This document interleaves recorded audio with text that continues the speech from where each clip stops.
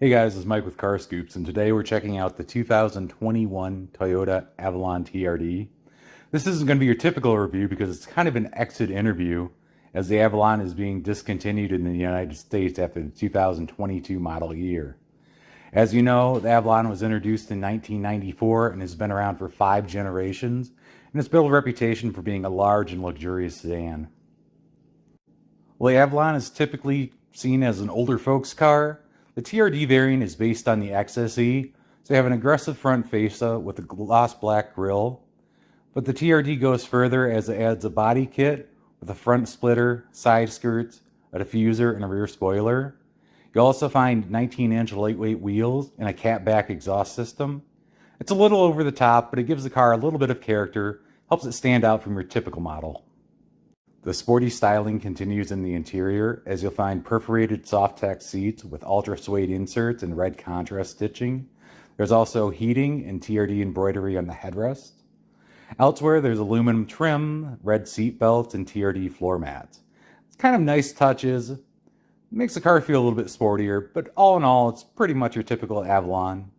Speaking of which, you'll find an instrument cluster with a 7-inch multi-information display and a 9-inch infotainment system that rises out of the center console. All in all, it's a pretty nice interior, but the big news here, as always, is the back seat. It has 40.3 inches of rear seat legroom, which is 2.3 inches more than the Camry. It's really comfortable, great space for adults. Really sit back and relax. Despite the sporty styling, power comes from a familiar 3.5-liter V6 engine. It produces 301 horsepower and 267 pound-feet of torque. It's connected to an 8-speed automatic transmission, which sends power to the front wheels.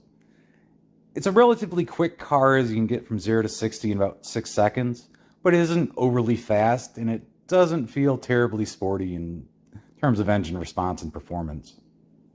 While the engine carries over, there's an assortment of changes underneath the skin.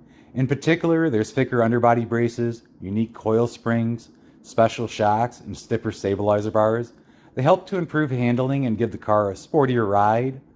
But all in all, it's still pretty comfortable. It's your typical Avalon ride quality, just a little bit firmer, a little bit more responsive.